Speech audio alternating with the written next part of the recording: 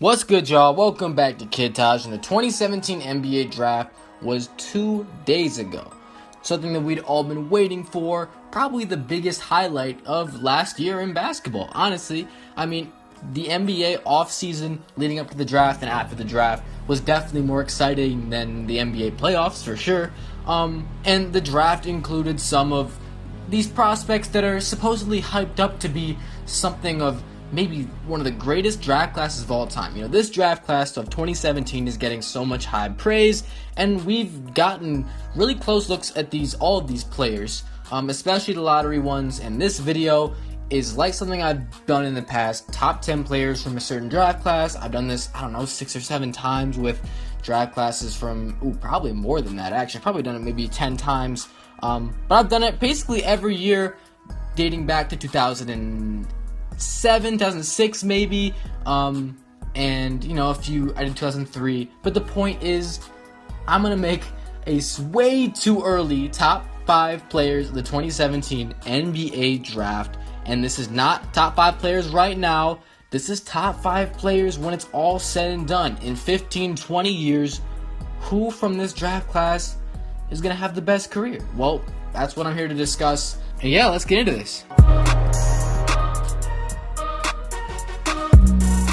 At number 5, we have the number 7 overall pick, Lauri Markkanen. This guy was picked to my team, the Chicago Bulls, and in that trade, the Jimmy Butler trade, he was transferred from the Timberwolves to the Chicago Bulls, and will be starting his career as a Chicago Bull. Now, before I talk about Lauri Markkanen, I just want to say that the Kristaps Porzingis type of basketball player, 7+ footer that can space the floor from deep, and is really good to pick because he's 7 feet tall and can shoot and will maybe develop other skills. It's like the new Kristaps Porzingis. When he was first taken, everybody was going crazy. Even not me, I wasn't, because I thought, hey, this could work out really well because this guy's athletic and he can shoot and he's 7'3". And yeah, it turned out to be a pretty great pick, despite the fact that Phil wants to trade him, but we're not going to talk about that. The Kristaps Porzingis archetype has been copied seemingly every year after that, because we had Dragan Bender last year, and yeah, he didn't turn out great in his rookie year. Obviously, there's still time for him to, get back to what he was supposed to be, but let's just say he didn't get off to a great start. Now, this year, Lauri Markkanen was basically that new guy. Markkanen was the first out of the 3 that I believe actually attended school in the US. He came from Arizona, and he's another 7-footer that's known for being a really good 3-point shooter.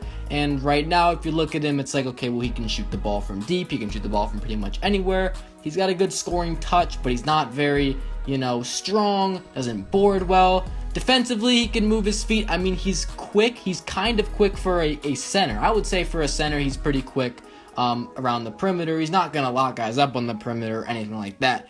But the guy can move his feet. He just doesn't get up that high. He's not super strong. And so, those are things he could work on, especially the strength part. That players put on muscle and weight just throughout their NBA careers. This guy's 20 years old, so it's not that big of a deal at this point. Why I think Lauri Markkanen is going to be something in the NBA is because I think that it's so essential these days, especially to have a big that can step out, and he's always going to be needed. He's going to have a role in the NBA somewhere throughout his career because he's pretty quick. He's got a really nice shooting touch, and he's a 7-footer that you can slide it the 4 or the 5. So he's always going to be of need for some team. Now, that being said, he's going to stay on the floor just because of those things, and the more he stays on the floor, the better he's going to get because he's going to be able to develop other parts of his game. And I think that if you start out as a 7-footer and you've got that kind of shooting ability and you're not super slow, there's something there for you. Now at number 4, I'm going with the 6th overall pick, Magic forward Jonathan Isaac. Now this is a guy that surprisingly isn't getting that much press. When we think about top picks in the NBA draft, we're thinking Fultz, we're thinking Ball, we're thinking Josh Jackson, De'Aaron Fox, Malik Monk even is more talked about than this guy, Jonathan Isaac, who, yeah, maybe he didn't go that far in the college tournament. That's fine. You look at the guy's 6'10", 6'11" combo forward that has an incredible wingspan. He can rim protect. He can guard any position. And if he develops a shooting stroke, he's going to be dangerous. I mean, he's kind of got a Giannis build, almost. He's not quite there. But a guy like this, if he learns how to use his body well, if he learns how to take advantage of his build, he could be scary. I mean, he could be like, this guy's fast, okay? He's super athletic, and he's 6'11" with this huge wingspan, and he's matching up against 3s and 4s in the NBA. I mean, all you need really is a jump shot, a polished game, and this guy's a star. Pretty much. I mean, as long as he knows what he's doing out there with his athletic tools, this guy's got so much potential. This is why you have to draft people like this. This is why these players coming out of the draft are always going to be, the type of player that they can develop into something big. It's like we're seeing this. You gotta have this. Like, look at Kevin Durant. Kevin Durant is unguardable because he's so tall, he's wiry, he's quick and athletic, and of course he can shoot. But Giannis is kind of the same way. He doesn't have that shooting touch, but he's still super dominant because he knows how to use his body. He takes advantage of that length. Jonathan Isaac has a similar type of build, and he's a guy that could definitely, know how to use that. The players that, you can best project to have big careers are the players just with these athletic tools and the body build, an NBA build, and he definitely has it. At number 3, I'm going with Sacramento Kings point guard De'Aaron Fox. This guy was picked number 5 overall, and this guy definitely reminds me of a lot of successful NBA point guards these days, most notably a John Wall or a Derrick Rose even, but he's like a John Wall type.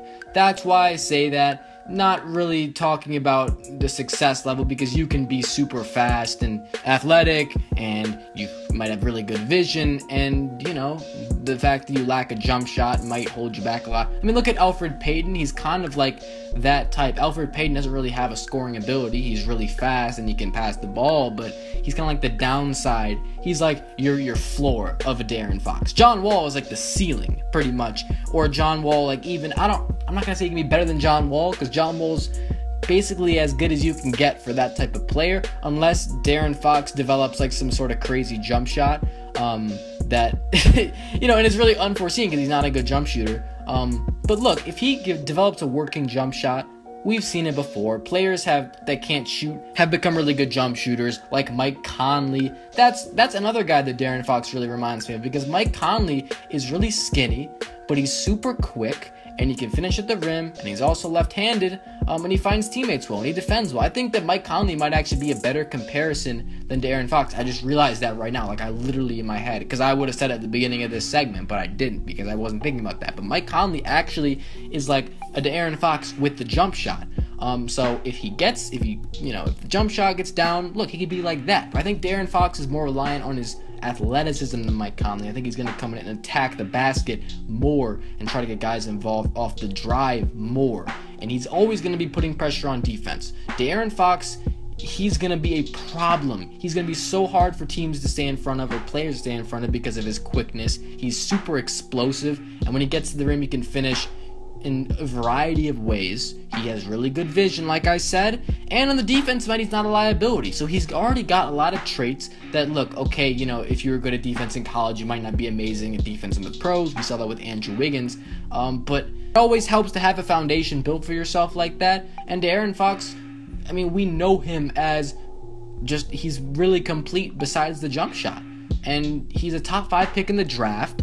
I think we're going to see big things from De'Aaron Fox in his NBA career. I think he's going to be around a while. Now at number 2, we start to get into the point where it's like we might have some franchise players here. And with number 2, I'm going with Phoenix Suns small forward Josh Jackson. Jackson was picked 4th in the draft this season, and he's coming out of Kansas. This guy is going to be scary. I mean, first of all, if you just look at him, he's about 6'8". He's built, okay? He's super athletic. Defensively, he's an absolute monster right now. He can attack the basket. He's another guy where it's like his main downfall is his jump shooting. Josh Jackson reminds me kind of like an Andrew Wiggins, Jimmy Butler even more. Other less established players that, are kind of like have his play style, maybe Justice Winslow and Jaylen Brown. Josh Jackson, I think, has sky-high potential just because of the fact that in terms of his build, you could go anywhere with that. Josh Jackson literally has the potential to be a top 3 player in the NBA. Obviously, that probability is super low because you can't just say a guy haven't even played an NBA game yet, he could be top 3 in the league. That's just kind of a hot take for me. But think about it. I mean, this guy could be a generational player. Could be. Probably not. But you look at the top 3 players in the NBA. For me, those players are LeBron James, Kawhi Leonard, and Kevin Durant in terms of, getting your team wins, success, leadership, building blocks. The best building block is a 6'8" to 6'10" wing player with multiple abilities that's a lethal scorer. I mean, think about it. I mean, think about the players we've seen. Maybe not 6'8" to 6'10". Maybe like 6'5" to 6'11". We'll give it a bigger range because if you look back just throughout time, shooting guards and small forwards, at least in the last 20, 30 years, they've been dominating the game. I mean, we've seen guys, everyone from LeBron to Jordan to Kobe, and then, maybe lesser names like Tracy McGrady and Clyde Drexler and, like Kevin Durant. Guys that dominated the game for years, guys that could maybe get to the NBA Finals, lead their team. It used to be big men earlier. It was like, okay, well, you had Bill Russell and Wilt and Shaq, obviously Hakeem Olajuwon, David Robinson. Everybody basically dominating throughout the first 3, 4, 5 decades of the game, and then all of a sudden we get this guard play, or wing players. So now, of course, the best players in the league to me, LeBron, Kawhi, KD. They're 3 small forwards that do so much. They lead their team. They do everything. They check all the boxes. Josh Jackson has potential to be like those guys because Josh Jackson already has established himself as a spectacular defensive player. He has all the athletic traits in the world. He can get up there and rebound. He can catch alley-oops. He can guard anybody really on the court. And finish at the rim. The problem with him, of course, is his jump shot, and that might be the determinant. That might be his downfall or the reason that he soars. So I'm relying on him to, establish himself and maybe develop a jump shot. Giannis Antetokounmpo is like the only small forward in the NBA that's a superstar that just doesn't have a jump shot, which is wild that anybody can even do that in this game these days. This day and age. I don't think Josh Jackson has that because look at Giannis's body type. It's absolutely ridiculous. You can say, okay, well, that's why. Josh Jackson, of course, he's built. He's 6'8", but he's just not gonna. He's gonna be a lot more predictable and harder and easier to stop than a guy like Giannis. So if that jump shot comes in, if he can get that mid-range, that 3 working, he's gonna be a problem, and he's gonna be an all-star multiple times. Now, at number 1, I know this video is actually running long, but we had to save the best for last, of course, in the top 5 list. Markelle Fultz from Washington, number 1 overall pick of the Sixers. Markelle Fultz, I've been really, really excited about this guy because he is the first NBA prospect in a long, long time to have no real weakness. I mean, obviously, there's parts of his game, areas of his game that might be concerns, because he's been labeled as not a winner.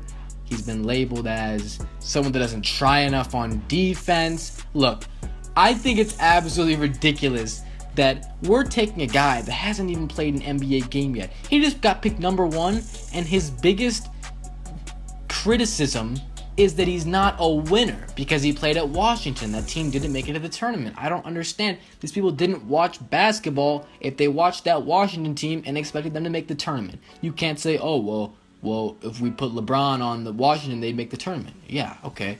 Is Markelle Fultz LeBron? Is anybody that's in this rookie class on Washington gonna take them to the... No. That team would not have... Doesn't matter which rookies were on. You could put 2 rookies on that team.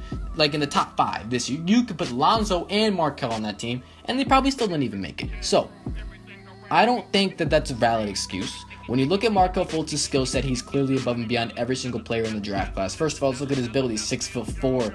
He's strong. He's athletic. And that's really all you need to know about, how he looks.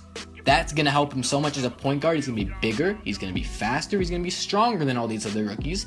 And he's strong in every other category. Not that way, but his strengths are He can shoot the ball from deep. He can attack the basket. He's got really good vision. And he's got really good athletic tools, which will help him defensively in the NBA.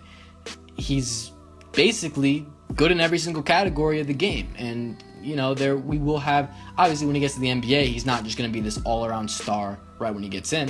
But that's what I think he's going to develop into. I think he's going to be a 10-time All-Star in the NBA. Plus, I think he will be. I think he will be nearly a generational player. I think that he'll be incredible. And I can't wait. I cannot wait for this guy. That's my prediction for Markelle Fultz. Just not a lot to say about that, just because of the fact that, look, when you make these predictions, I can't really fill you in because they haven't happened yet. We haven't even seen any of these guys play. I'm just making these blind predictions based on what I know, and I've seen, and hopefully they can come true. I mean, I want Lauri Markkanen to be the best, obviously, because he plays for the Bulls, but I don't think that's going to happen. But yeah, I think Markelle Fultz is going to be ridiculous. I think he's going to be just this all-around talent that can't be stopped. Just because of his skill set, he can be great at so many things. It's going to be absolutely wild. That's going to do it for this video. A lot of you in the comments might have a bone to pick with me because I didn't put Lonzo Ball or Jason Tatum on this list. The reason why I didn't do that is because I don't think those guys are good enough to be top 5 for this draft class. Obviously, Lonzo Ball, I already made a video about him. I don't think that he's good enough as a player, as a scorer. He has just a lot of things he needs to develop before he becomes in this. Like, I just don't think I need to see him be able to isolate on people. I need to see him be able to pull up for moving jump shots and mid-range shots. I need to see him develop as a really good defender, and be able to score on a half-court defense in the NBA. That's what I'm looking for him for. I know he can pass. I know he's got really good vision, but I don't know what more than that he'll be. I mean, look at Rubio. Rubio has really good vision, but he's not that good in general. And he can play defense too, but he just can't shoot, and that became his downfall, like so many other players. And as for Jason Tatum, I think his lack of athletic ability is going to hurt him. I think he'll be decent. I just don't think he's going to be as good as these other guys I talked about. Playing behind all those guys in Boston, I don't think he's going to get that. I think like Jaylen Brown and Jay Crowder are going to be more hungry for that starting spot. I mean, maybe if Jay Crowder gets traded. Damn, I'm rambling. But yeah, I left Lonzo and Jason Tatum off this list, but they're in the top 10. So don't even worry about it. That's going to do it, y'all. I'm out. Thanks for watching, y'all. Peace.